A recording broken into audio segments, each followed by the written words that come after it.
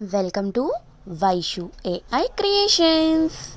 ఒకానొకప్పుడు ఒక ఊరిలో ఒక అమాయకపు పిచ్చుక ఉండేది. మనసులో ఏ కల్మషం లేని ఆ పిచ్చుకకు ఒకరోజు ఒక కాకుల గుంపు పరిచయమయ్యింది. ఆ కాకులతో పిచ్చుకకి స్నేహం అలవాటు అయింది.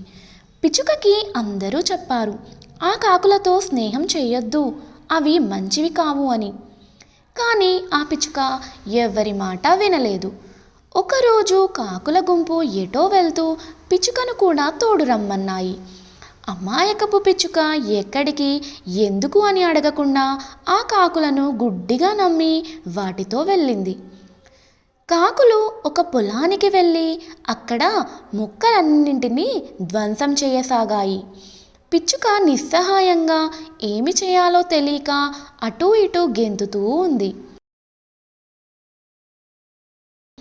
ఇంతలో ఆ పొలం రైతులు పరిగెత్తుకుంటూ వచ్చి ఒక పెద్ద కర్రతో ఆ కాకులను కొట్టడం మొదలుపెట్టారు. కాకుల గుంపుకు ఇది అలవాటే. అవి తుర్రున ఎగిరిపోయాయి. కానీ పిచ్చుక రైతులకు దొరికిపోయింది.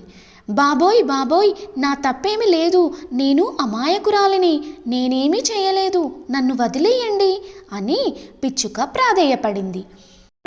కానీ పంట నాశనమైన రైతులు చాలా కోపం మీద ఉన్నారు.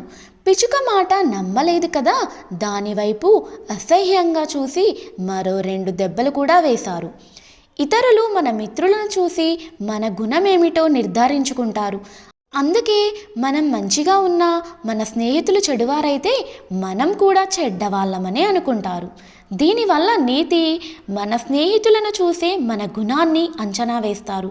మనం మంచి వాళ్ళమయ్యున్నా మన స్నేహితులు చెడ్డవాళ్ళైతే ప్రపంచం మనల్ని కూడా చెడువాళ్ళగానే భావిస్తుంది.